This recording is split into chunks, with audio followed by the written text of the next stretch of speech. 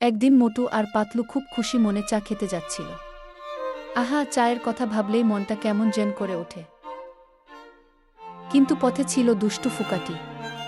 সে মোটু আর পাতলুকে দেখে একটা দুষ্টু বুদ্ধি আঁটল। ফুকাটির দুষ্টুমির শিকার হয়ে মোটু আর পাতলু হঠাৎ করে একটা গাছের ডালে লটকে গেল। ওরে বাবা, কি বিপদ! মোটু গাছের ডালে ঝুলতে ঝুলতে বলল, পাতলু, ভয় পাস না, আমি আছি তো, আমি সব সামলে নেব। কিন্তু কিভাবে সামলাবে? মোটুর মাথায় বুদ্ধি এল। তার পকেটে ছিল তার প্রিয় সমোসা। মোটু চটজলদি একটা সমোসা মুখে পুরে দিল। ব্যাস, সমোসার জাদুতে মোটু পেল বিশাল শক্তি। মোটু তার নতুন শক্তি দিয়ে গাছের ডাল থেকে একটা বিশাল লাফ দিল, সোজা নিচে। তারপর সে পাতলুকেও টেনে নিচে নামিয়ে আনল। পাতলু হাফ ছেড়ে বাঁচল। ফুকাটি মোটুর সমোসা শক্তি দেখে ভয় পেয়ে গেল।